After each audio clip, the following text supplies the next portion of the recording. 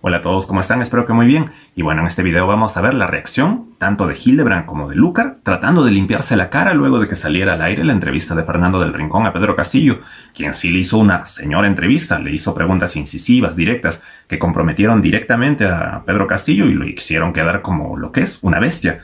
En cambio, Lucar y Hildebrand literalmente se pusieron al piso. Hildebrand fue un poquito más incisivo, pero nada que se le acerque al Hildebrand que todos conocemos, ¿o no? Pero después de la entrevista, recién después de la entrevista de Fernando del Rincón a Pedro Castillo, ahí sí Hildebrand se pronuncia y dice que hasta inclusive que Pedro Castillo ha tratado de sobornarlo. Si no, escuchen esto. Al final uno de sus asesores, cuando nos íbamos rumbo a la puerta de Desamparados después de la entrevista, dijo algo de muy mal gusto, ¿no? Me preguntó, señor Hildebrand, usted no tiene publicidad estatal, ¿no? Mi respuesta fue por si acaso. No la tengo y tampoco la quiero. Muy interesante, señor Hildebrand, pero ¿por qué no nos contó todo esto antes de que saliera la entrevista de Fernando del Rincón? Porque usted recién después de esa entrevista ha empezado a ser realmente crítico con Pedro Castillo y le ha dicho también esto.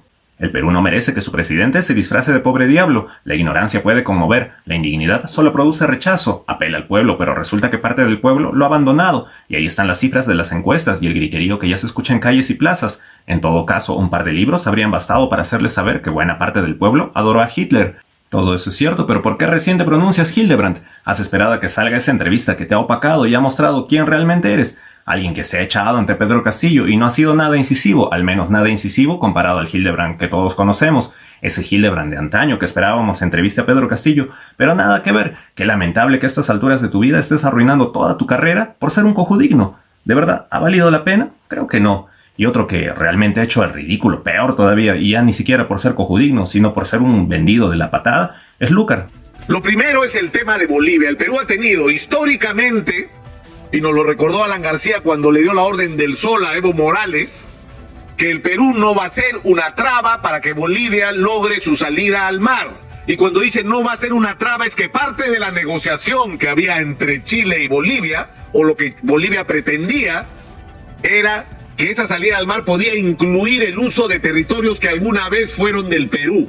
Y el Perú tiene que dar su aval a una decisión de esa naturaleza. Yo creo que si eso ocurre alguna vez sí tiene que haber un referéndum.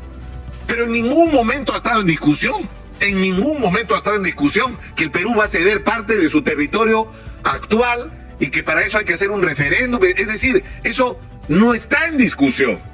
Es más, el Perú le ha ofrecido, le ha otorgado a Bolivia el uso de parte de su territorio para que tengan a través de Bolivia Mar una salida. En los últimos tiempos se ha estado discutiendo la posibilidad de hacer un ferrocarril, pero en ningún momento, aunque el presidente no ha sido explícito, pero solo insinuarlo genera un conflicto y un problema y una confusión que son absolutamente inaceptables.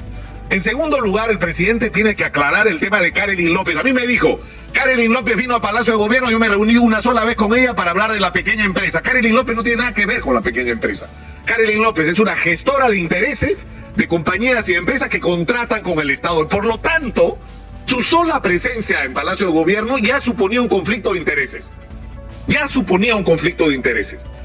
Y Karelyn López fue infinidad de veces a Palacio de Gobierno. Entonces, ¿para qué fue esas veces? O sea, es posible imaginarse que ella haya ido a Palacio de Gobierno por otra cosa que no fueran sus intereses, los intereses de sus clientes, y además que sus visitas ocurran en el momento en que uno de sus clientes está participando en una contratación con el Estado que encima gana.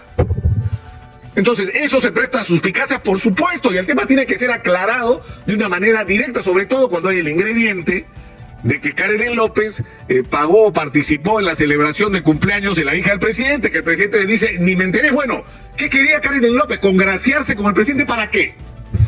¿Para qué quería congraciarse con el presidente? ¿Cuál era el objetivo de encantar al presidente si no era lograr algo a cambio de eso? El otro tema es el de Bruno Pacheco. Por diferentes vías el presidente recibió el mensaje de lo que estaba ocurriendo en Palacio de Gobierno con Bruno Pacheco, que es lo que está investigando la Fiscalía hoy. La Fiscalía investiga si es verdad o no que Bruno Pacheco cobraba hasta por las reuniones con el presidente, que Bruno Pacheco estaba involucrado en el tráfico de ascensos en las Fuerzas Armadas, que es algo que lamentablemente ha ocurrido por décadas en el Perú y que se estaba repitiendo una vez más. que Bruno Pacheco estaba interviniendo y cobrando por el nombramiento de funcionarios en todos los niveles en el aparato del Estado, como siempre ha ocurrido, haciéndolo una vez más. Que el señor Bruno Pacheco estaba interviniendo directamente en contrataciones del Estado, en concertación para favorecer a los ganadores de contrataciones con el Estado. Entonces, ¿cómo es posible que el presidente no haya tomado una clara distancia con Bruno Pacheco hasta este momento y no haya trazado una zanja entre él y Bruno Pacheco? Y porque solo hay dos posibilidades. O el presidente sabía lo que estaba pasando y ahí sí tiene un problema muy serio y la investigación tiene que hacerse ahora, no cuando acabe su mandato. Pero en segundo lugar, la otra posibilidad, ¿cuál es? Que el presidente no sabía, que el presidente es una persona tan ingenua que confió en alguien que traicionó de esa manera su confianza y que a 15 metros de su mesa, de su despacho como presidente, estaba haciendo negocios sucios usando su nombre. Y el caso de Samir Abu Dayeh, el presidente me dijo a mí, no lo conozco o no me acuerdo si lo he visto alguna vez, 2 veces se reunió con Samir Abu Dayeh, que tenía un reclamo junto con los palmeros que puede ser justo.